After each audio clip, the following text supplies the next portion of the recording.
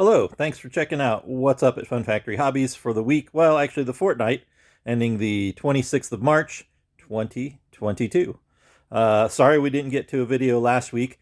We were waiting on FedEx to deliver a package supposedly last Saturday, and when I went to check the tracking information, it said that they had attempted a delivery at 12:20, but that we were closed, which is utter nonsense because we open at 11. But you know that already because you are Fun Factory fanatics. So then I called customer service and they said they would attempt a delivery or they would tell the driver to re-attempt a delivery that day. And that didn't happen either because FedEx is, FedEx. So anyway, I never got to the video beginning of this week. And so here we are 2 weeks in. And yeah, so let's get to it, shall we? Bunch of new stuff because, it's been 2 weeks.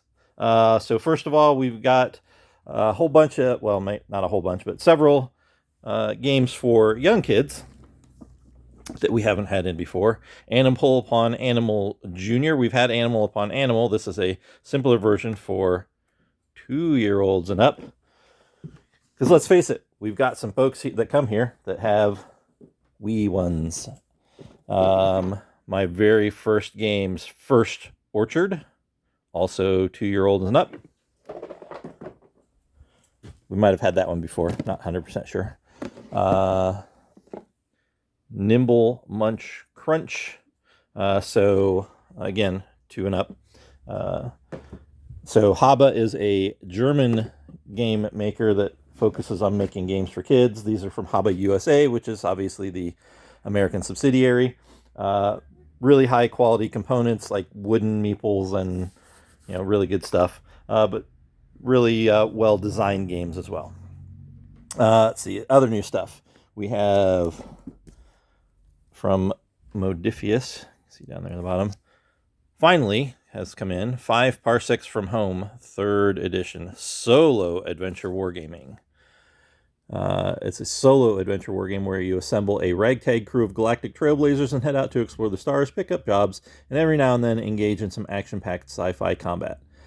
Battles are procedurally generated with a huge array of combinations of enemies, weapons, battlefield circumstances, and objectives, whether fighting rivals or carrying out jobs. With each encounter, you earn experience and loot, progressing your crew and story as you send your crew to look for contacts, trade, explore the colony, recruit replacements, or train up their skills. The game is playable with any miniatures you have on hand and requires only a small number to get started, making it ideal for both experienced and new science fiction gamers. It's a fast-moving system built for solo gaming from the ground up, although we might suggest that it would work well for a gaming group if you want to do a game master-less game, role-playing game. And I know we've got a couple of crews that are looking for stuff like that too, so each of you would take a character or maybe a pair of characters instead of you playing by yourself with the whole team. So yeah. Anyway, possibilities. Cool stuff. We've been had it on order from another distributor for several months and never showed up there. So, well, let's see. Star Wars Legion, new to us stuff. Grandmaster Yoda. Wookiee Warriors, this is the 2021 set, which I don't know how it's different from the previous set, but there you have it. And Dwarf Spider Droids.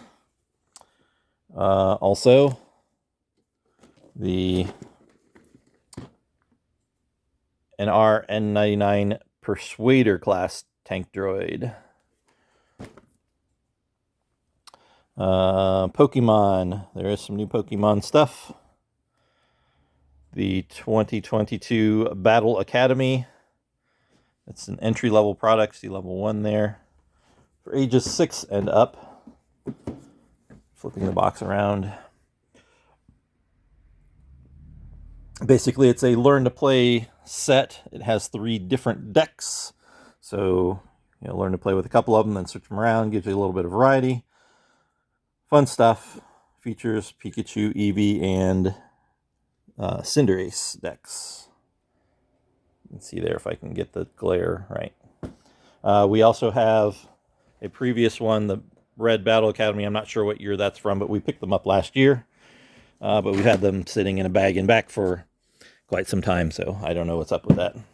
I know there's another Pokemon set here, but I don't see it in the box because it's over here. Okay. Pikachu V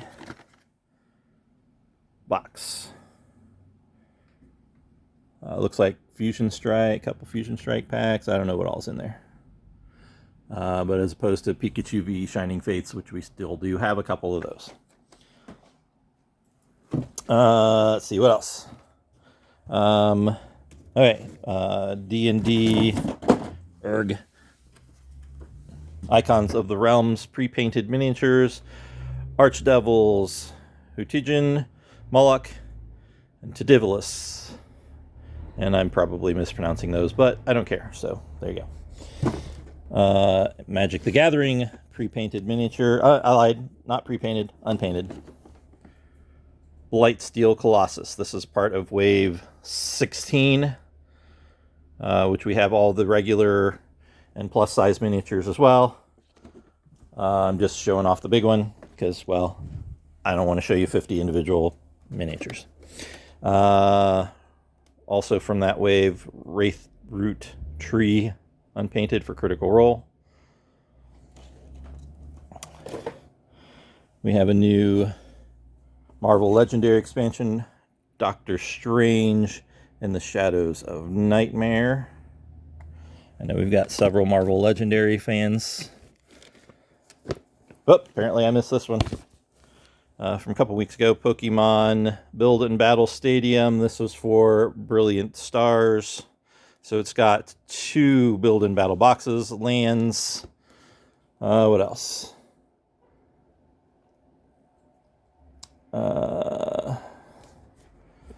It doesn't say on that panel. There we go. There's what I'm looking for. 4 additional Pokemon Sword and Shield Brilliant Stars booster packs, energy cards, damage counter dice, a competition legal coin flip die, 2 acrylic condition markers, and a collector's box to hold everything. So, good stuff. And then this is from a couple weeks ago, but just getting around to the video. Kill Team Nachmund. I guess it was just last Saturday this came out. So it's a new Kill Team starter box.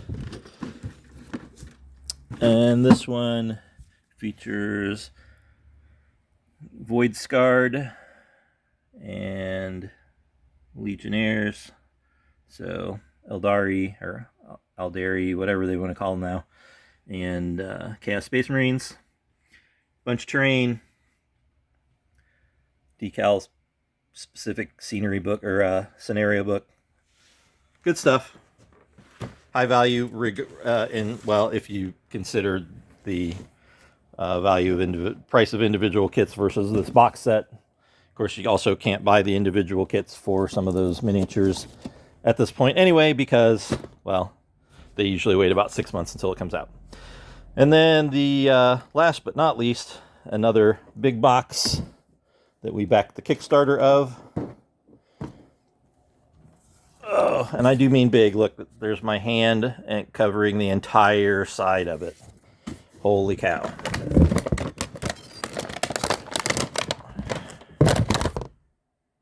Return to Dark Tower. Cool stuff.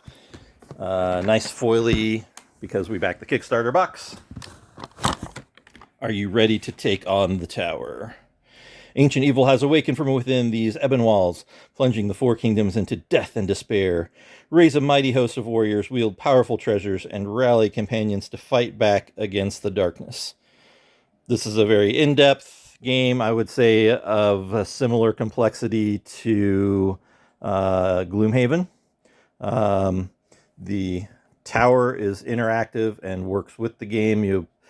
At certain points, you put skull bead type things in the top of the tower, and at other points it opens these little doorways semi-randomly. There's an app that drives it, and where the areas where those skulls come out, bad things happen. Lots of different characters to choose from, so that does definitely have some replayability. And so we have 2 options. You can buy just the big box or you can buy the deluxe Kickstarter with all the options, including addition to the big box, the Return to Dark Tower Dark Horde expansion, which you can see adds a bunch of stuff, and the Return to Dark Tower Alliances expansion. Yet more good stuff if you buy and you can buy, like I say, either just the big box, the core game, or the bundle. We have one of the core game and one bundle. So there you have it. Organized play, nothing big coming up. Still Commander on switch back so you can see my face. We still got Commander on Friday nights. The next pre-release is going to be for Magic Streets of New Capenna, but that's not until the weekend after Easter. So that's like 4 weeks out, 3 weeks out, 4 weeks out. Yeah, so cool. And for anybody who's been following us on Facebook, yes, we got our booster jabs on Thursday, and yay, we're feeling better already. So cool. So yeah, thanks for checking out what's up, and hopefully we'll see you next week, assuming that FedEx doesn't foul us over again, because they're FedEx. See ya.